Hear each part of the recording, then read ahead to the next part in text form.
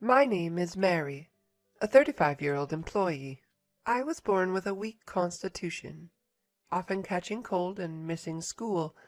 Perhaps, due to this, I didn't have many close friends. Even in middle school, my frailty didn't change. Classmates who didn't like this often approached me saying, "Hey, you're supposedly sick and missing school, but in reality you just want to play hooky, right? It must be nice having it so easy. We can't take off because our parents are strict. Honestly, I'm envious." Being spoken ill of like that was a usual occurrence. I often came back home feeling hurt and wounded by the heartless words of my classmates. I felt as if there was an invisible wall between me and my classmates, making my middle school days particularly difficult. As an adult, I couldn't easily miss work for a minor fever, so I always put work first, even if it meant pushing myself, especially as a new employee. My training supervisor was extremely stern. He constantly said things like, "Illness comes from the mind. Show some spirit." So keeping up with it was quite a struggle. As my days were consumed by work, I noticed my peers getting married and becoming happy. It made me realize that I was reaching that age too. However, I never felt a rush to get married. I believed I would never find a kind person who would want to marry someone with my health issues. But life is unpredictable, and unexpectedly, a man who invited me out for a meal appeared out of the blue. This person is my husband, Thomas. "Hey, looks like you're finishing up for the day, right? If it's all right with you, would you like to grab dinner together?" Thomas was an elite, a graduate of a prestigious university, and was considered a future head of the department. He was not only competent at work, but also cooperative and trusted by everyone around him. He had a personality completely opposite to my introverted one. I was surprised when he suddenly invited me to dinner. At first, I didn't even realize he was talking to me, and thought he must have mistaken me for someone else. However, it seemed he was indeed inviting me, which even left me blurting out, "Huh?"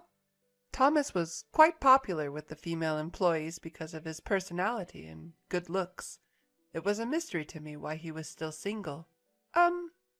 Yes, I'm almost done with my work, so that would be fine." In the end, I couldn't refuse his invitation, so I went along for dinner. But this meal became the catalyst for the two of us to grow close quickly. He was very friendly, and the conversation flowed naturally. It was the first time in a long time I had been able to laugh and talk with someone other than family.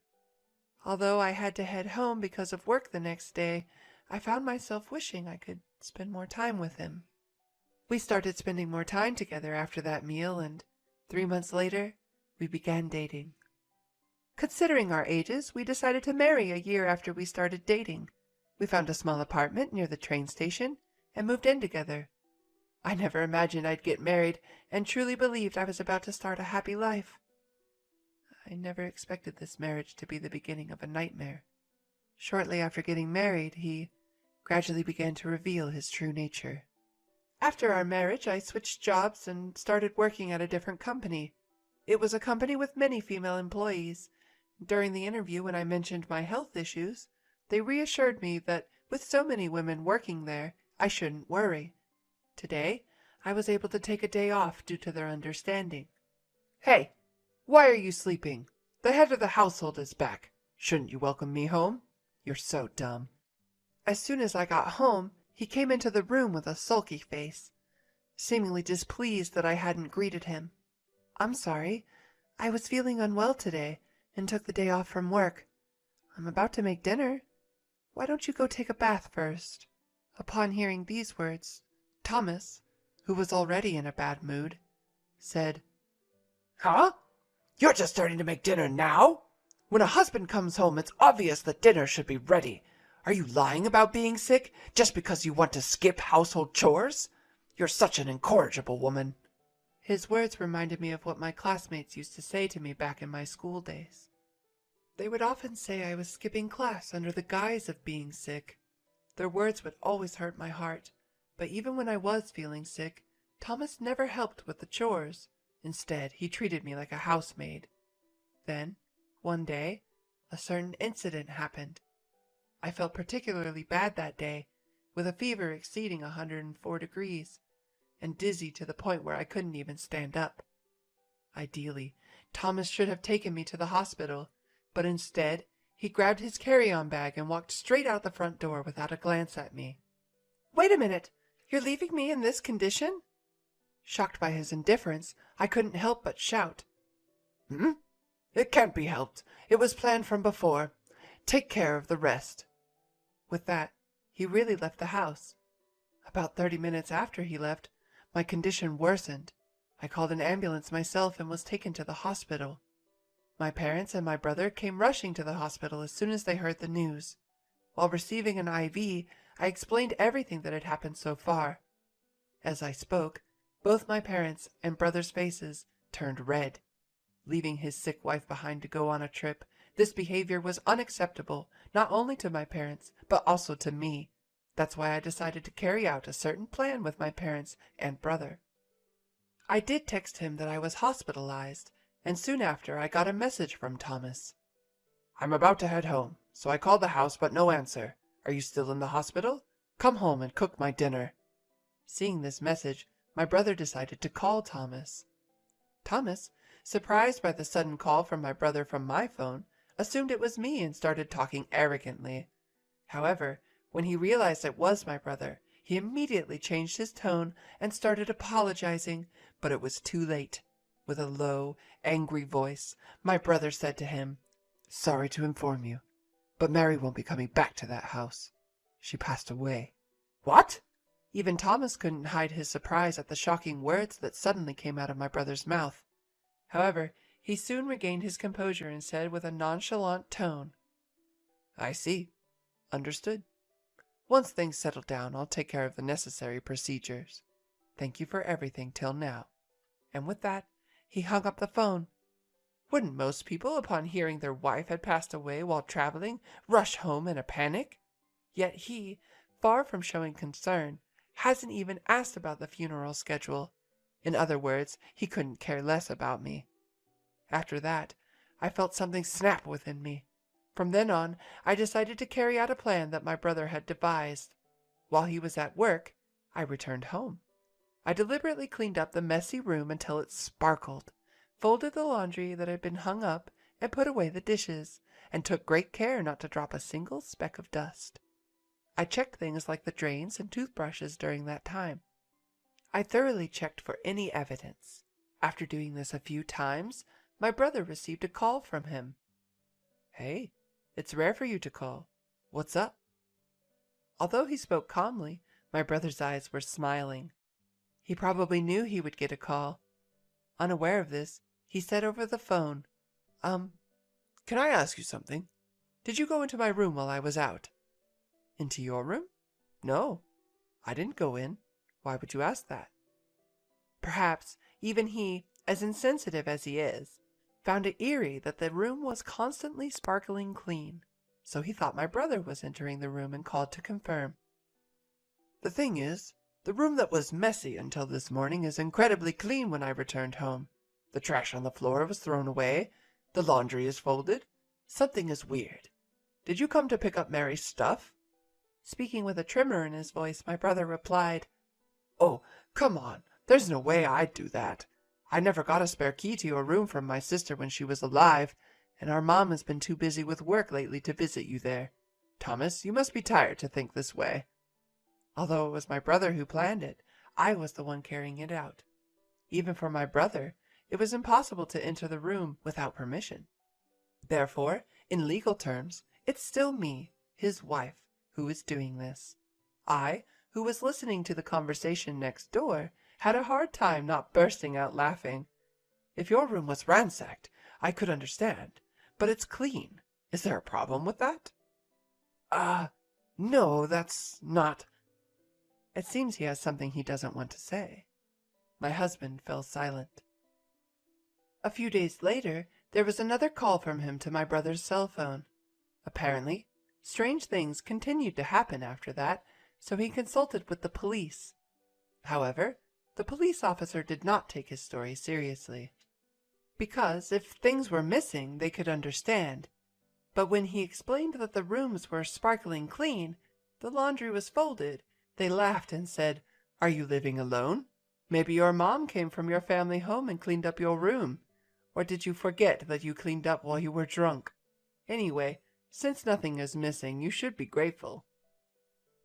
That's unfortunate, but as the police officer said, nothing is missing. That's a good thing, right? Maybe Mary's spirit is lingering in your room, cleaning it up while you're away. Upon saying this, he seemed to take it seriously and hung up with a trembling voice. Eventually, considering the potential nuisance to others, I decided to reveal myself to my husband. One day, timing it perfectly with my husband Thomas's return, I entered the room to find him asleep on the sofa, his face flushed red.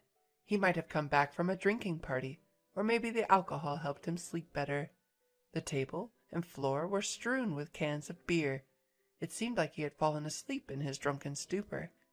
Seeing him fast asleep and snoring, I decided to carry out a special surprise I had in mind. "Oh, what's going on?" Thomas suddenly jumped as the light, which he thought had been turned off, suddenly switched on. Seeing me, whom he believed had passed away based on the information from my brother, he let out a yell. "Ah! A ghost!" An adult man saw me and immediately yelled that I was a ghost, tears welling up in his eyes as he stared at me. I'm sorry I didn't attend the funeral. I promised to pray for you, so please rest in peace." He mumbled these words while putting his hands together, trembling. "Look carefully. I've got legs, right? I'm not a ghost. I'm very much alive." Confirming the existence of my legs, he turned red with anger this time, glaring at me with a terrifying expression. "What the hell do you think you're doing? Do you think this is acceptable? Plus, you've even involved my parents. Unforgivable. I'll take legal action against you for this." Yes, against the outburst, I was about to execute the real surprise. Suddenly, my mother, who had been waiting outside the entrance, went to call someone. The moment he saw the person, Thomas, who had been red with anger just a moment ago, turned pale and began to sweat profusely. "What's wrong? You're pale and sweating. Are you feeling unwell? Maybe you should go to the hospital." It was understandable why his complexion was poor, because the person standing in front of him was someone he had recently traveled with. It was the woman with whom he had had an affair. In reality, my brother, suspecting Thomas's infidelity, had been talking to a friend who worked in the same company. Since I left the job, Thomas had been getting along well with a woman named Natalie, who worked at the reception of the same company. It seemed as if they were just friendly colleagues, but multiple employees had witnessed the two of them getting cozy in the break room, and rumors circulated in the company that the two might be dating. But many employees knew that he was married to me, so they immediately realized that their relationship was something more than just friendship. His good friends were torn between reporting this to me and the boss. They were hesitant because they were worried about me, who had always been weak, and how I might fall sick from the shock. Hearing this, the woman bowed her head and bit her lip. Unbearably embarrassed, Thomas called his mother to explain the situation. In response, his furious mother shouted at us with a ferocious tone. "What is this? Tricking my son like this? I've always disliked you. Despite not graduating from a prestigious university, you are so arrogant. On top of that, you all tricked my son and hurt him, which is unforgivable. I'll make sure you divorce. There will be no alimony." Whether it was because she had been shouting or not, she was taking heavy breaths, her shoulders heaving up and down. Of course, if she didn't know the situation, it was only natural for her to be upset, thinking we were bullying Thomas one-sidedly. However, my father spoke calmly, explaining the whole situation to my fuming stepmother. The first time she heard this, she had a look on her face that said she could hardly believe it. When he explained that her son had abandoned his wife, who was suffering from poor health, to go out with his mistress, who was in the room, it seemed she finally noticed the presence of this mistress. Her previous bluster was gone, and she was simply shaken. The woman, feeling completely uncomfortable, bowed her head in apology to us. "I am so sorry. I will fully pay you damages, please. Forgive me." Unlike her flustered boyfriend and dazed Emil, the woman bowed deeply and apologized. I had her write a promissory note on the spot, and when I told her I would consult a lawyer at a later date, she responded in a frail voice, "Understood." I couldn't possibly forgive someone who had done this to me. I showed him the filled out divorce papers and said, "I can't possibly forgive you for this. I'm going to consult a lawyer about everything that's happened." After that, I divorced him. Because he didn't come to my aid when I was ill, I ended up receiving a significant amount of money. With that money, I rented a small apartment and have been commuting to work from there. The office is still full of talks about the two of them, but I don't know if it's because he's thick-skinned or what, but he continues to work as if nothing has happened. Hearing about that doesn't make me feel anything. If anything, I think, so that's what kind of man he was. I decided to try and forget about this as soon as possible, and threw myself into my work even more than before. Even with difficult tasks, I worked hard to understand them while asking my boss, and it seems that my efforts were recognized as I was chosen for a 1-year overseas assignment. I am already fluent in English, so I won't have any trouble living abroad. Just as I was getting excited about my overseas assignment, I suddenly started getting repeated calls from an unknown number. Since it was an unknown number, I initially thought it was a wrong number, but since it kept calling over and over again, I thought it might be someone I know and answered the call. "Hello? Who is this?" When I cautiously asked, it turned out to be Thomas. "It's been a while, Mary. Have you been well? I just wanted to hear your voice and ended up calling." Unbelievable. He called me casually after what happened. I wondered what he could think of me. The more I heard his voice, the more angry I became. "What do you want now? I have nothing to discuss with you. After this call, never contact me again." Then he started talking with a desperate voice. "Wait, just listen to me for a second. Actually, I married Natalie, but she doesn't do any housework at all. Since we got married, she doesn't clean at all, and all we eat are pre-made meals. On top of that, I've started to have to take care of my mother. Honestly, I'm in trouble." Although she looked beautiful and neat, in reality she didn't do any housework. All the meals are grab-and-go food or ready-made meals. She doesn't clean, so the floor is covered in dust. On top of everything, he had to begin to take care of his Emil, and in desperation he turned to me for help. I couldn't help but let out a heavy sigh over the phone, and I felt more certain than ever that breaking up had been the right choice. "I'm sorry, but I'm scheduled for an overseas assignment and there's nothing I can do. Besides, she's the woman you chose. You can't blame anyone else. Take care of your own wife." Upon learning I couldn't assist due to my overseas posting, he pleaded, "Help me! Take me with you to your new overseas position. I can't stand this filthy woman anymore. Life was better with you. Give me another chance." But even if he asks for another chance, he wanted this outcome. No matter how much he struggles, he can't return to the previous state. He was still talking over the phone, but I left him hanging, said I had work, and ended the call, then blocked his number. He didn't like that, it seems. That very day he showed up at my parents' house, demanding a remarriage and help, spouting nonsense. My father called the police, and he was taken to the station. The company found out about this and he got fired. He also got divorced, and to pay alimony, he is helping out with the family business while taking care of his mother. Apparently, the family business is physically demanding and quite harsh, and he tries to run away from home many times. But each time he is brought back by relatives, and he seems to be having a hard time every day.